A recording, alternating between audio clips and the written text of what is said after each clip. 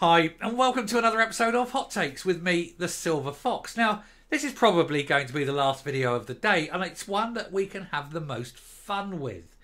You see, the police are about to start their training for Humza Hate Crime Bill, a bill that allegedly is there to protect all characteristics, but we know Humza brought this bill in to protect merely one group in Scotland, and that's all it was for. But it is so badly written, because he's a moron, obviously, that we are going to have so much fun with this bill. The police won't know what to do. They will. Now, we will talk about all the things that we're going to have with it in the main body.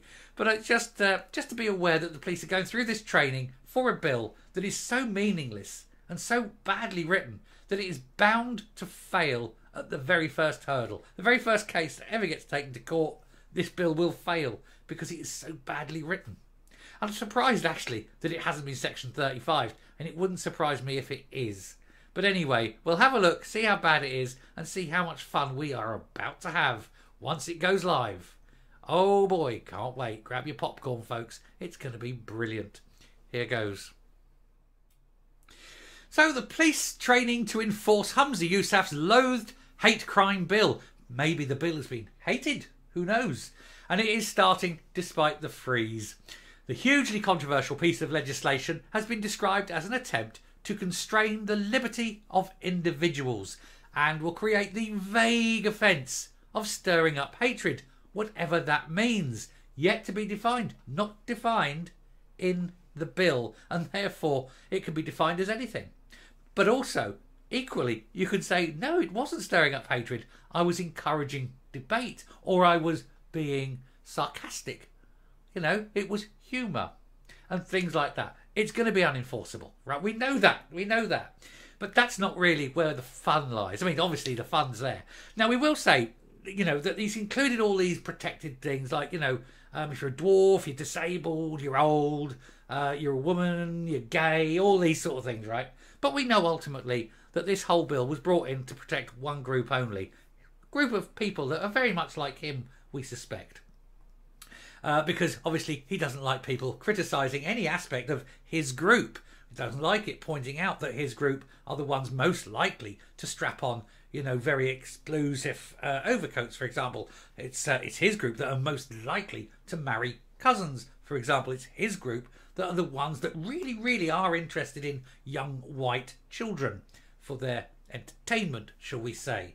But he doesn't like that being said. And so if anyone does say that, oh, it's hate, it's hate, it's hate. Of course, I'm free to say it because I live outside of Scotland. I'm outside the jurisdiction. So I will continue to be as obnoxious as I possibly can, while remaining this side of both the law and the YouTube rules. Let's face it, I'd rather break the law than the YouTube rules. Huh? Anyway, I'm fine, thank you very much, because I'm south of the border. But, you know, you'll be up there and you are subject to this law. Now, the great thing about this law is it's so bad.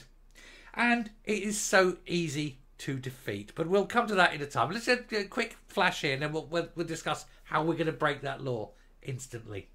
So, Police Scotland is to start training its officers to implement Humza Yousaf's controversial hate crime bill next year.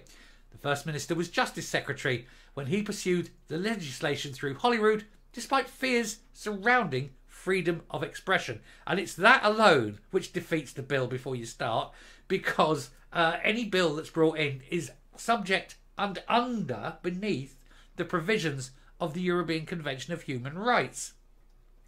And so any law that seeks to pervert the European Convention of Human Rights is not a legal law in the sense of it's an improper law, and it therefore can be struck off the books. So this law's got no teeth before we get there. So let's not all worry about anything there. It's pointless law. It won't come through. Anyway, the bill will create the vague offence of stirring up hatred when it comes into force in February 2024. Its enforcement has been delayed for almost 3 years after Police Scotland raised concerns about resources and training. Let's face it, the police won't understand this bill. The police don't understand half the laws that they've got. And this law is so badly written as to be so vague that anything they say can be implemented, might be implemented, if they arrest you and then you're found innocent and you have explained at the point of your arrest that you are innocent of this crime, you can then sue the police for improper arrest. Do you think the police are going to start taking this risk when individual officers can then be taken to court for improper arrest? It's a joke, but it's going to be much better than you think. It is genuinely grab your popcorn, because this is going to be a good law. While some training will take place in person, much of it will be online. This has prompted concerns from Scottish Police Federation about the quality of resources that will be on offer to frontline cops. And most of them won't understand. You know, I'm not saying they're particularly stupid. It's just that the law's so bad and so vague, they won't know what they're actually implementing. SPF General Secretary David Kennedy said this is the issue we've got with a lot of legislation that comes in, because they're not thinking ahead of how we're going to train people in this and what the unintended consequences are to the service. And that's where we win. People, that's where we're going to win. The law of unintended consequence. This is a change in law. Training needs to be in person, and they can't afford it, so they're doing it online, which will have a detrimental effect later down the line. The public report a crime and the cops don't understand the law enough, and they're not trained to understand the law enough, and then they get it wrong. That is a detrimental effect on cost, a detrimental effect and a cost later on in the judicial system.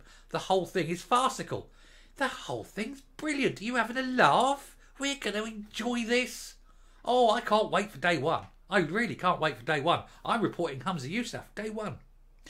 Anyway, 1919, which is their group, it's their magazine, also reports plans for a dedicated hate crime unit are up in the air. The unit was recommended in a review of the hate crime by His Majesty's Inspector of Constabulary in Scotland. The bill, which also abolished the law of blasphemy, added age and sex to the list of protected characteristics, so we can blaspheme. We are now legal. It's now legal to blaspheme, so I can insult any religion quite freely. Marvellous. And there's nothing they can do about it. You see, here's the other thing. People have rights. Ideas do not. You cannot insult a Muslim, because that would be wrong. Insulting him because of his religion, because that's his rights and that's a protected characteristic. Okay, that's fine. You cannot insult the Jew for being Jewish. Protected characteristic. That's fine. You cannot insult anyone for their religion, because they're individuals, they're human beings. They are subjected to human rights. However, ideas are not protected. And so while you can't insult the Muslim, you can insult Islam. You can't insult the Jew, but you can insult Judaism. And that's another way of getting around this thing, you see. So the police won't understand that, because that isn't going to be taught to them. They're going, oh, it's a hate crime, and it's not a hate crime. But it's going to get better. Stick with this. It is the offence of stirring up hatred that has led to so much controversy. When the bill was passed, with a recent report from the Institute of Economic Affairs suggesting it was an attempt to constrain the liberty of individuals to express their political views. So basically what they're saying is, oh, you, me sitting here doing these videos, I'm stirring up hatred against the SNP because of my constant carping against the SNP. That's stirring up hatred. No, no, no. They're going to argue it is, because it's a very vague thing. But I'm going to say, no, no, no. Political discourse, politics is not a protected characteristic. And if you cannot argue politics, then you end up with a dictatorship. Now, we know that's what they actually want, but that's another matter. Anyway, this has been going on long enough. How are we going to defeat this bill? Well, one of the problems they have is that in this bill, if someone reports a crime, and it is deemed to be a hate crime, and you report it as a hate crime, they are legally obliged to investigate and report within 72 hours. Oh boy, are we going to have fun with that. Because if everyone in Scotland on day one picks up the phone, rings the local police station and reports a hate crime and says it's a hate crime, they are legally obliged to investigate it and report back in 3 days. And if they fail to report back in 3 days, they can be prosecuted for failing to do this, for failing to meet their target. So I reckon on day one I shall be able to phone them 10 times. And I'm sure each of you can phone them 10, 15 times. And we will flood them with hate crimes, and they will have to investigate them, and they will have to report back within 72 hours for every single hate crime reported. Grab your popcorn, folks. We are about to show Humza Yousaf what a complete arsehole he is, and how this stupid law is not only a stupid law, but is completely and massively unenforceable because it was written by a moron. Day one, I'm going to report Humza Yousaf, and I suspect a lot of other people are too. Let's report every single one of them.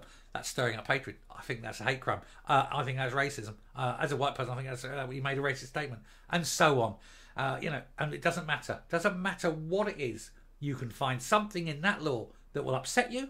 And here's the really weird way, because this law is so bad that they don't actually have to do anything, and you can report it as a hate crime, because what you have to do is, he said something, and then he went off and spoke over there.